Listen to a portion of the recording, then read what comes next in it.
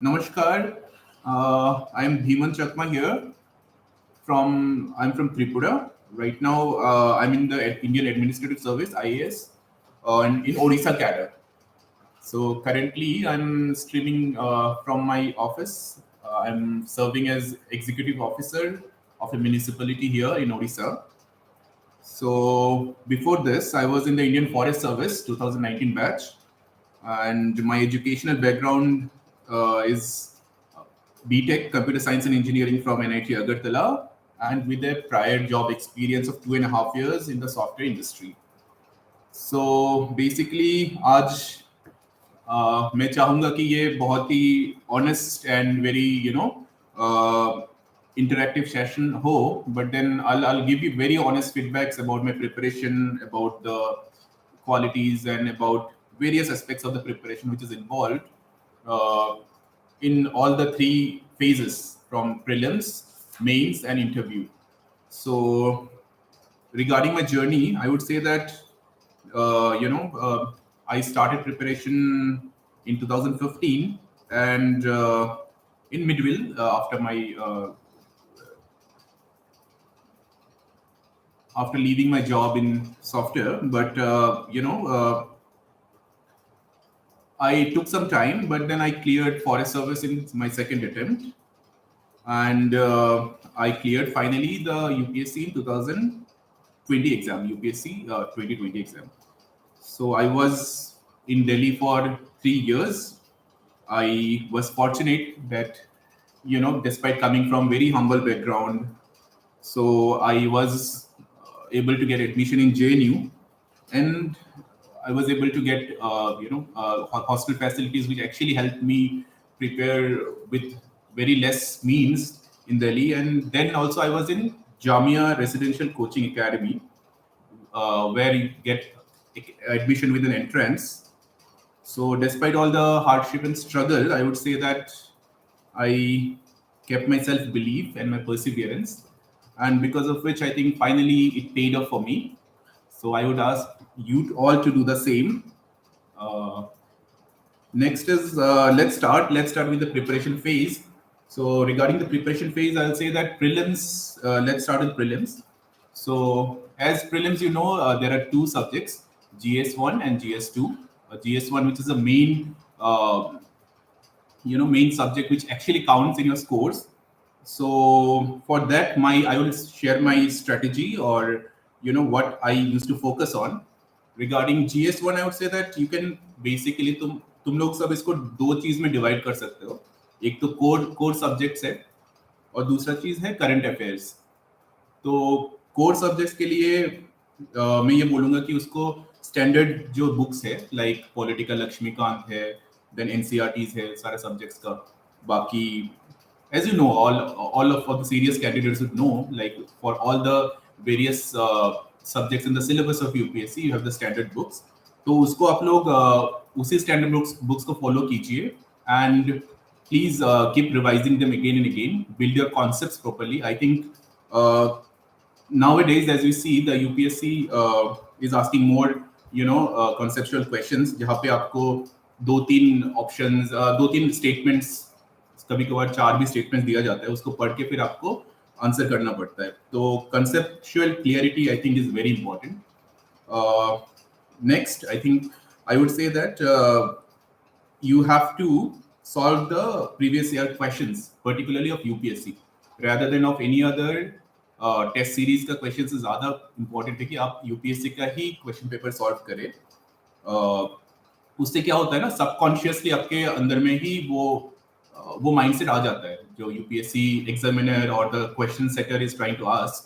आप 4 साल 5 साल का भी पुराना कर लेंगे, पर्टिकुलर द स्टैटिक सब्जेक्ट्स का, जैसे हिस्ट्री हो गया, पॉलिटी हो गया, इकोनॉमिक्स हो गया, जिसमें कॉन्सेप्चुअल है बट थोड़ा स्टैटिक होता है. तो उसको आप कर लेंगे तो आपका काफी ज्यादा I think hit ratio final attempt में एग्जाम में बढ़ जाता है.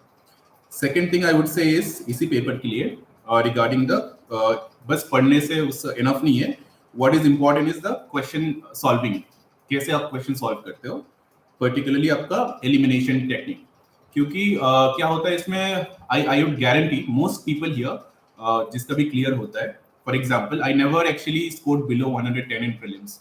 I mean, I have given like 5 prelims, but then I've never scored below 110. So I would say this actually paid for me to attempt more number of questions, but ऐसे नहीं, with a proper strategy. तो ऐसा नहीं कि कोई question आ रहा है तो उसको आप देख के लग रहा है कि शायद आपको अच्छे से पता नहीं, आप श्योर नहीं हो इसके बारे में, बट देन डायरेक्टली इसका मतलब ये नहीं कि आपको छोड़ना है वो क्वेश्चन. आप उसको क्या कर सकते हो, आप उसका ऑप्शंस को देख सकते हो पूरा अच्छे से. वंस ऑप्शन को देखेंगे ना आप, if you have your wide reading, तो क्या होता है कि आपका ये जो आप एलिमिनेट कर सकते हो उसमें से कोई भी ऑप्शन. हम कभी भी टाइम मिले तो उसको हम डिटेल में जान सकते हैं कि कोई एग्जांपल के साथ. बट मैं यही बोलूंगा, आपको कोई भी क्वेश्चन बस देख के ही कि उसको आप श्योर नहीं, छोड़ना नहीं है. पर्टिकुलरली आप अगर कोई भी क्वेश्चन में 2 ऑप्शंस आप एलिमिनेट कर सकते हो ना, पक्का उसको अटेम्प्ट करना ही है आपको. सो आई वुड से कि आप क्वेश्चन ज्यादा सॉल्व करें इन the final exam and read the questions properly, eliminate options. That is very important. तीसरी चीज है इसमें प्रीलिम्स के बारे में, करंट अफेयर्स. तो करंट अफेयर्स के रिगार्डिंग आई थिंक आपको रेगुलर न्यूज़पेपर्स पढ़ना चाहिए, जो हर कोई बोलता है उसमें. लेकिन आप शायद प्रीलिम्स के लिए नोट्स अलग से बनाए या ना बनाए, वो आपके ऊपर है. तो मैं तो प्रीलिम्स के लिए अलग से नोट्स नहीं बनाता था. मैं मोस्टली मेंस फोकस नोट्स बनाता था न्यूज़पेपर से. हाउएवर मैं न्यूज़पेपर को उस ओवरऑल पढ़ता था रोज. और दूसरी चीज है, आप उसका मंथली मैगजीन्स मिल जाएंगे आपको, जो बहुत कम टाइम लगता है आपको फिनिश करने में. द सेम न्यूज़पेपर्स जो करंट अफेयर्स आ रहा है, कोई भी आप उठा लीजिए रिलायबल सोर्स से, वो that will help you do all this things fast. तो आपके अगर कभी कभार ऐसा होता है कि आपके पास टाइम बहुत कम होता है फाइनली, कभी कभार some people who may be working और सम पीपल जिनका हो नहीं पाया होगा पूरा अच्छे से newspaper cover, people who are in first attempt like that. तो उनके लिए I would say that something like वो एकदम छोटे में जो आते हैं पीटी 365 और something like that, the current affairs booklets which summarizes all the events of the last year. उसको देख लीजिए, पढ़ लीजिए. that will be that also helps. So basically what I want to say is, in for prelims आपको थोड़ा सा wide reading होना चाहिए, पर्टिकुलर फॉर करंट अफेयर्स. और कोर सब्जेक्ट्स में आपको रिवाइज करना चाहिए बार बार. कोर सब्जेक्ट में आपको बिल्कुल गलत नहीं करना है. बहुत सारे लाइक पॉलिटी के सवाल आएंगे, स्टैटिक सवाल, आपका एनवायरनमेंट का सवाल आएंगे, आपका इकोनॉमिक्स का सवाल आएंगे, ये सारी चीजों, जियोग्राफी के सवाल आएंगे. ये सारी चीजों में आपका मैक्सिमम हिट रेशियो होना चाहिए. और जैसे मैंने बताया, तीसरी चीज है आपका क्वेश्चन सॉल्विंग, एलिमिनेशन बहुत अच्छी तरह से आपको करना है. ये बार बार आप करते रहेंगे पुराना यूपीएससी क्वेश्चन पेपर से, तो आपका ये hit ratio automatically subconsciously improve होता जाएगा. And this has actually paid for me. Next let's move on to interview. Okay, I will come back to essay this mains wala preparation later. I'm going to interview first, because interview again I did very well. I scored around 200 marks in the last interview, and before also I had done really well in my other interviews. I have given 3 interviews. An interview never was a problem. Once I didn't do very well. That time I know the mistake, so I'll tell you about that also कि मैंने क्या गलत किया था उस time पे. तो basically interview के लिए मैं ये बोलूंगा पहले कि आपको तो सबसे पहले, जैसे आप प्रीलिम्स में सिलेबस, मेंस में भी सिलेबस वैसे करते हो, पूरा अच्छे से थोरोली प्रिपेयर करते हो, इंटरव्यू में वैसा सबसे ज्यादा इंपॉर्टेंट आपका डेफ को आपका जो डिटेल एप्लीकेशन फॉर्म होता है, जब आप क्लियर करते हो तब आप मेंस क्लियर होता है आपका, तब आपसे वो डेफ भरवाया जाता है अभी. तो उसमें क्या करना है, आपका जो सारा डिटेल्स होता है, आपका हॉबीज, आपका सारी चीजें, इंटरेस्ट, आपका अचीवमेंट्स, एकेडमिक, आपका जॉब प्रोफाइल, ये सारे जो भरते हो, ये सारा चीजें आपको सोच समझ के भरना है और ऑनेस्ट होके भरना है. और दूसरी चीज, भरने के बाद जब आप तैयारी शुरू करने लगते हो, तो आपको डेफ का हर एंगल से तैयार करना है आपको. You have to prepare from all angle. each of the word or the statement which you have written there has to be thoroughly prepared by you. Not just you have to look at every other angle. You have to preempt them. आपको पहले से preempt करना पड़ेगा कि किस type का question पूछा जा सकता है, आपने जो मेंशन किया उस बेसिस पे. For example, I'll just quote an example. I'm from Tripura, which lies in northeast. तो मैंने पढ़ा था त्रिपुरा के बारे में, not from all angles. Like मुझे जो अभी का इश्यूज दिख रहे थे, जैसे कि बजट हो वहाँ का, या फिर स्ट्रेंथ्स हो, सॉर्ट एनालिसिस टाइप का जो होता है हमें हर स्टेट का, स्ट्रेंथ्स, वीकनेस, अपॉर्चुनिटीज, थ्रेट्स वाला, तो मुझे डायरेक्टली एक्चुअली क्वेश्चन जब पूछा गया, because I knew that that is a little unique for them in the interview, तो मुझे second question was like what are the strengths of your state, what do you think how you can develop, so those are already prepared. तो जब आप जहाँ पे जाकर बोलते हो तो that gives extra like you know positiveness in your answer, you are more confident. तो I am just giving quoting an example. Okay, similarly मेरा ऑप्शनल था philosophy, so I knew that कि फिलोसफी थोड़ा सा देख के they might be a little interested. So philosophy का मैंने ऊपर ऊपर ऊपर से you know what are the questions probably which could be asked. मैंने ट्रांसक्रिप्ट्स देखे थे पहले सालों के जब इंटरव्यू ट्रांसक्रिप्ट्स, उसमें क्या क्या टाइप का क्वेश्चन पूछे गए, तो based on that I prepared. So आप हर टॉपिक पे इंटरव्यू का आपका डेफ का हर टॉपिक पे आप अपना क्वेश्चंस बनाए, प्रीएम्प्टेड क्वेश्चंस, एंड उसको अच्छे से प्रिपेयर करें. पर्टिकुलर जो आपको लगता है कि यूनिक चीजें हैं आपका डेफ में और जिससे क्वेश्चंस पूछा जा सकता है. I'm sure आपको 50-60% of the questions you'll be able to guess. And on top of that, what you do is इसको higher hit ratio बनाने के लिए questions का you may form a group of 3 or 4 very dedicated people जो जिनके साथ comfortable हो, and start giving each other honest reviews. एक दूसरे को questions पूछते जाइए, वो आपके लिए questions बनाएंगे, आप पूछेंगे, फिर उसका you prepare together. Because why? UPSC का आपने जब देखा होगा इंटरव्यू के लिए डायरेक्ट ऐसा कोई डायरेक्ट गाइडलाइंस नहीं है, बट क्या है कि certain characteristics they are asking for, like articulation, your breadth of your knowledge, breadth and depth of your knowledge, then integrity, balanced views, some clarity. All these aspects, आप जब answer करते हो ना, all these aspects some way or the other should be reflected in your answers. So they'll ask you questions which probably are to judge based on these characteristics. तो आपको जब भी prepare करते हो आप इंटरव्यू के लिए, ये सारी चीजें थोड़ा सा देखना है, आपका आर्टिकुलेशन कैसा है. I just give an example. Okay, सारी चीजें एग्जांपल से बहुत अच्छे समझ में आता है, आई होप. तो इंटरव्यू के example I say how the articulation is to be done. जैसे आपको कभी there are, if you divide the questions, कुछ क्वेश्चंस बहुत फैक्चुअल से होते हैं इंटरव्यू में भी. जैसे आपका स्टेट के बारे में कुछ फैक्ट पूछ लिया, अभी कंट्री का इकोनॉमी के बारे में कुछ फैक्ट पूछ लिया, दोस आर फैक्चुअल. बट कुछ जो होते हैं जो आपको ओपिनियन पूछते हैं, आपका व्यूज क्या है, और ओपन एंडेड क्वेश्चंस होते हैं, तो उनको आंसर करने के लिए बहुत आर्टिकुलेशन जरूरत होता है. आर्टिकुलेशन, लेट्स जस्ट से मुझे जो क्वेश्चन पूछा गया था कि तुम तो फॉरेस्ट सर्विस से हो, तो फॉरेस्ट सर्विस का आप हमें ये बताओ कि हम पोचिंग कैसे रोकते हो आप, ये सारे जो मतलब ओवरऑल इंडिया में पोचिंग कैसे रोका जाता है. So when you answer that, various angles are there. आपको पता है कि आपको आंसर 1 मिनट के अंदर ही करना है, और बहुत ऐसे करना है कि विच इज इंटरेस्टिंग और वो सुन पाए अच्छे से, और at the same time you have to substantiate with examples.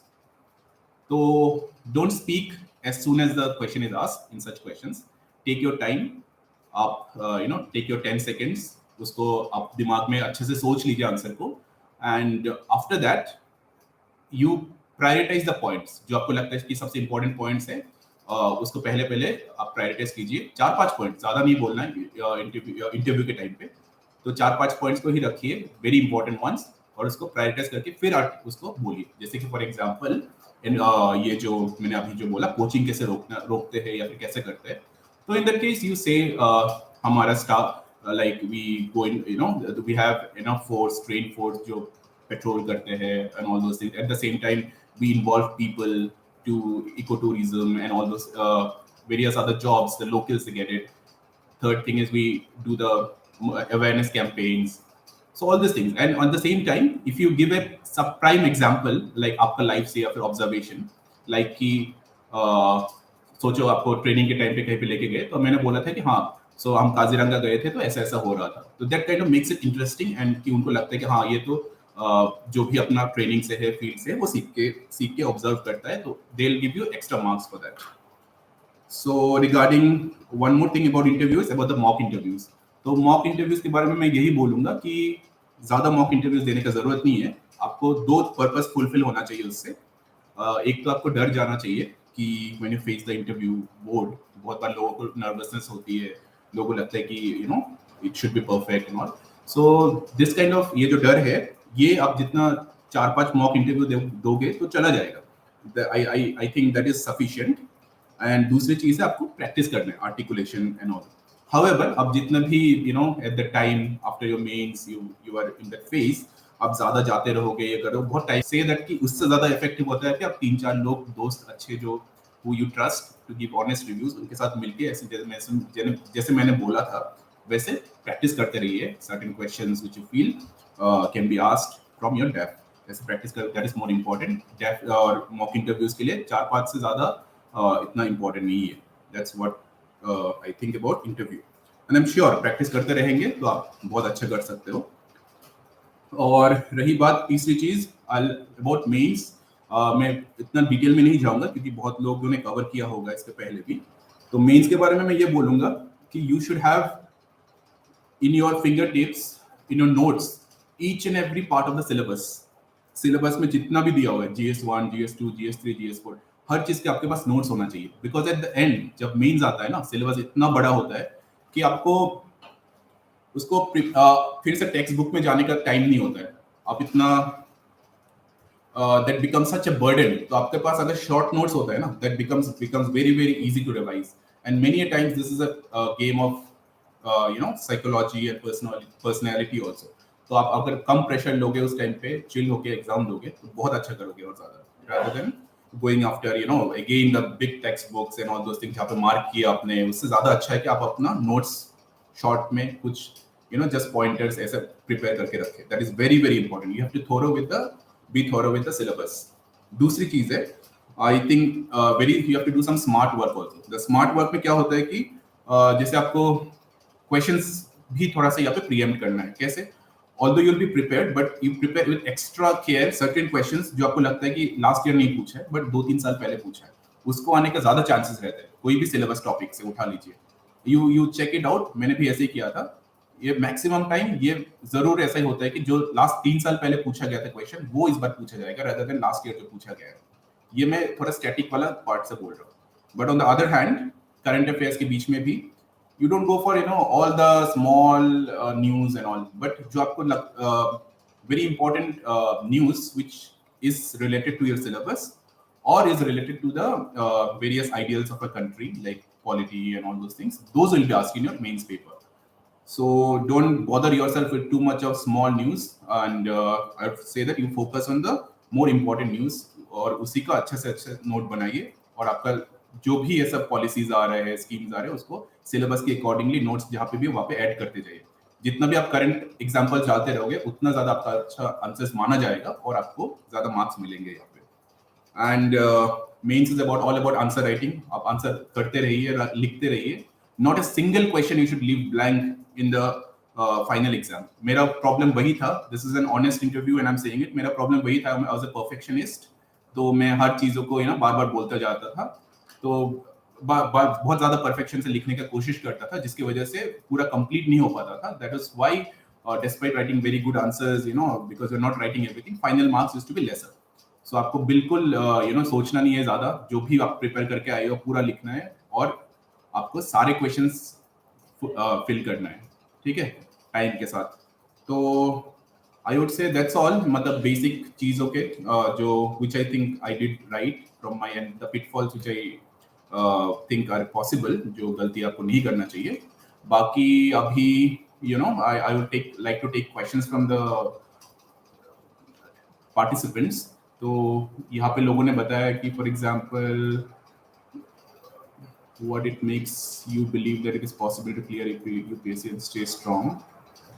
I think it's very important। आपको अपने ऊपर सेल्फ बिलीफ रखना है। आपको अच्छा प्रिपरेशन करते हैं। You have to work hard। If you work hard, definitely you'll feel more confident। और आप कुछ मॉक टेस्ट सीरीज दे सकते हो, मॉक टेस्ट पेपर्स करते रह सकते हो as you keep preparing well। so उसको करते करते आप जितना अच्छा करते जाओगे आपका कॉन्फिडेंस बढ़ता जाएगा। एंड आप आई वुड से दैट आपका जो कंपेनियनशिप है ना, आप उनके साथ ही ज्यादा रहिए जो who are preparing very sincerely and dedicatedly। उससे क्या होता है कि the journey becomes much easier। and next is how to manage studies with college। actually you are eligible from the final year। you have to be a graduate when you're eligible to write the paper UPSC exams। so manage studies, I would say that college में जब हो तो probably if you have the wherewithals you can prepare by yourself। और you can join a coaching centre also if you have the time.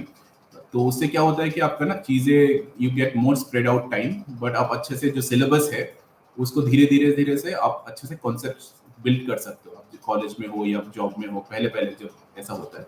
But when you are properly prepared then only start giving the attempts, ठीक है। तो half baked preparation से attempts मत देना, I would say that is the thing. Next is somebody has written how to prepare for UPSC 2026 अभी से अगर तैयारी कर रहे हो तो बहुत अच्छी बात है in a way, I would say. But you know as I said, आप कॉन्सेप्ट्स बिल्ड करो, सिलेबस को देखो, स्टैंडर्ड बुक्स को पढ़ो अच्छे से, एनसीईआरटीज को अच्छे से पढ़ते रहो, पढ़ के उससे से आप नोट्स बना लो। You know, all these things if you do, eventually you'll be very very ready if you start preparing from now on. But आपका 3-4 साल है तो स्प्रेड इट आउट, मजे भी करो यार लाइफ में, आप कॉलेज में हो तो फिर एट द सेम टाइम आप सिलेबस को देख के स्टैंडर्ड मटेरियल्स पढ़ते रहो, उसमें से नोट्स बनाते रहो। Okay, and anything else I would also like to answer, but भी ऑप्शनल का कंफ्यूजन हो रहा है, कैसे चूज करोगे, that is a question. So optionals के बारे में I would say that is a very very crucial thing. You choose optional not by just what others are choosing, और दूसरे लोग बता रहे हैं कि इसमें ज़्यादा नंबर आ रहे हैं, इसमें नहीं आ रहे हैं, ऐसा नहीं होता है। If you see for 3-4 years, many times some optional which maybe have been scoring very well, वो कभी कभार कम आ जाते हैं उसमें मार्क्स, ऐसा हो सकता है, हर 2 साल 3 साल में वेरी होता है। तो I would say irrespective of anything, आप ऐसा ऑप्शनल चूज करें जो आपसे रिलेट कर पाते हैं, आप उसमें एक्स्ट्रा माइल जा सकते हो, उसमें ऐसा ऑप्शनल चूज करिए जिसको पढ़ के आप बोर ज्यादा नहीं होते हो ना, compare to any other subject you feel more passionate about it, ऐसा टॉपिक्स हो तो वैसा ऑप्शनल चूज करें, रादर देन कि किस में ज्यादा मार्क्स आ रहे हैं, किस में लास्ट ईयर ज्यादा मार्क्स आए हैं, किस में मेरा दोस्त चूज कर रहे हैं, वैसा नहीं है। आई वुड से ऑप्शनल आप वही करें जो आपका टेस्ट से है और आपको पसंद आ रहा है, और आप उसमें एक्स्ट्रा माइल जा सकते हो। कभी भी एक अटेम्प्ट में नहीं हो रहा है, 2 अटेम्प्ट में नहीं हो रहा है, बट 3rd अटेम्प्ट तक आप पढ़ सकते हो with the same interest, and you can actually keep adding to your knowledge and keep improving in your answers. ऐसा कोई ऑप्शनल चूज करो। और what was the ideal score in sectional test series? The question by Komal. Okay. ऐसा कोई ideal score तो होता नहीं है, it depends on the basically the level of paper. Sometimes I remember in 2016 and all, UPSC का बहुत ज़्यादा easy paper था, तो people are scoring 130, 120, the cutoff was around 115 and all. I myself scored around 140, I remember at that time. So, but now if you look in last year, 19-20 जब हमने दिया था, the cutoff has decreased to around 85, 90, 95, like that. So, ऐसा कोई ideal score नहीं होता है, depends on the level of the question. आपको अटेम्प्ट करना है कि मैक्सिमम से मैक्सिमम आपको जितना स्कोर कर सकते हो आपको उसका उतना करना है, ऐसा कोई पहले से प्रीसेट माइंडसेट रख के मत जाइए। एंड आई एम श्योर आपको जैसा भी लेवल ऑफ क्वेश्चन पेपर हो, आप if you are well prepared then you can go with the mindset कि भाई मुझे जितना आता है उस हिसाब से मैं प्रिपेयर करूंगा, I will score the maximum, ठीक है। So that should be the mindset. और क्या है, जैसे मैंने बोला था आपको कि प्रीलिम्स में you should know how to eliminate the options, how to be left with, if you're not very sure with the answer, how to be left with them as minimum as options is required। अगर आप 2 options में आप eliminate कर सकते हो तो particular short उसको attempt करना ही है, because आपका 1/3 year आपका 1/3 negative marking है, तो आपका अगर एक भी सही हो जाता है ना तो आपको 3 गलत होना पड़ेगा उसको मतलब निगेट करने के लिए, तो आपका इवेंचुअली देखा जाता है कि ओवरऑल आपका स्कोर बढ़ता जाएगा, इवन इफ आपका 50% भी आपका स्ट्राइक रेट सही हो तो। Maximum candidates I would say hardly no 40-45 at the max, ठीक है, आंसर्स क्वेश्चंस डायरेक्टली। तो बाकी जो होता है थोड़ा सा you have to use a little this question solving attitude, problems, this question solving techniques, और आपको उसको देख के ऑप्शंस देख के फिर एलिमिनेट करके फिर आंसर करना है, ठीक है। अभी किसी ने पूछा है कि जॉब प्रिपरेशन को कितना टाइम लगेगा with 0% UPSC knowledge. I will say यार जॉब के साथ तो थोड़ा मुश्किल तो होता ही है, it's not very easy because other people are preparing sincerely with the whole time dedicated, but then if you are sincere and even if you are able to manage like 5-6 hours a day also, proper time, like where you really prepare dedicatedly, even 6 hours a day, you can spread it out over a free time. तो आपका I think you should be done with in a year और to at least with the syllabus आप regularly, लेकिन आपको पढ़ना पड़ेगा. But I would say कि like for some time before, maybe if you are really serious, prelims या फिर mains, आपको प्रीलिम्स निकल जाता है तो उस टाइम पे आपको जॉब से छुट्टी लेके फिर अच्छे से प्रिपेयर करना चाहिए, at least 1 month before each of the exams. How to read, start reading geography NCRTs, किसी ने पूछा. तो geography NCRTs यार, you can start reading from the, even there is no shame in saying that, even from the class 6 वाला geography NCRTs till class 12, ठीक है. तो 6 there are big common things. However, the most important ones are the 9, 10, 11, 12 physical geography, then Indian geography, then world geography, economic geography और human geography, all these things सारे NCERTs को आपको पढ़ना है, अच्छे से conceptual clarity के साथ पढ़ना है. आप चाहो तो उसको supplement कर सकते हो, क्योंकि बहुत concise है जो न्यू geography books है, उसको supplement कर सकते हो some resource materials like GC Leong, and even I found one website which is very good, like PMFIS, which was there, which is also very good. उनके maps के साथ explanations होते हैं. But overall आपका ये ध्यान होना चाहिए कि your concepts, they are very very thorough. That's what your focus should be on. और उसको all this geography concept which you gain, उसको बस sometimes you should see which are more in news और ऐसा कोई चीज को है उसको relate करके पढ़ना है. For example, I'll just say अभी ऐसा आया है कि अफ्रीकन जो ईस्ट अफ्रीकन फॉल्ट है, that East Africa is gradually separating from the rest of the continent. तो ये सारी चीजों को conceptually आपको जोड़ना है with what you read in say physical geography, how the plate tectonics happens और क्यों हो रहा है ये सारी चीजें. तो उसमें से आप questions ऐसे expect कर सकते हो. Whenever you are reading the concepts, just try to relate with the current affairs. Okay. अभी किसी ने पूछा है कि हमने BA ग्रेजुएशन का फायदा मेंस में होता है क्या, प्लीज रिप्लाई. यार आपका अगर कोई बैकग्राउंड रहा हो ऐसा कोई भी ऑप्शनल सब्जेक्ट के लिए या फिर ह्यूमैनिटीज बैकग्राउंड से हो, आपने अगर सारे सब्जेक्ट्स जो है सिलेबस में है जो पढ़ा है, तो that's a good thing for you. You have an advantage obviously. However it is this exam is overall a level playing field in the sense कि आपका जो सिलेबस के हिसाब से जो भी कर लेगा ना, however they prepare and wherever the background they belong to, I would say that hard work eventually pays off. तो इसका मतलब आपका BA, आपने अगर ग्रेजुएशन किया है, सारे सब्जेक्ट्स जो ऑप्शनल में मतलब जो सिलेबस में है उसको अगर आपने पढ़ा है तो आपको डेफिनेटली थोड़ा सा तो एडवांटेज मिलेगा. But eventually it all depends on how much you prepare according to the syllabus for this. Somebody who is from different background, if they prepare very dedicatedly and seriously, they will also do very well. ठीक है. I think so. I have answered most of the questions whichever have been asked. So thank you everyone. I was very glad to help you all. मतलब जितना भी आपका doubts था उसको clear करने में मुझे बहुत अच्छा लगा. और आपका नेक्स्ट टाइम भी कभी भी डाउट्स होंगे, कुछ भी होंगे, you can please ask me over my social media accounts or even sometimes through this kind of channels. Like I'll again love to come back and help you all. अभी तो overall हमने discuss किया, कभी each of the aspects को लेके भी अगर detail में करना है तो हम वो भी कर सकते हैं. ठीक है. Thank you everyone. Okay, goodbye. All the best to everyone.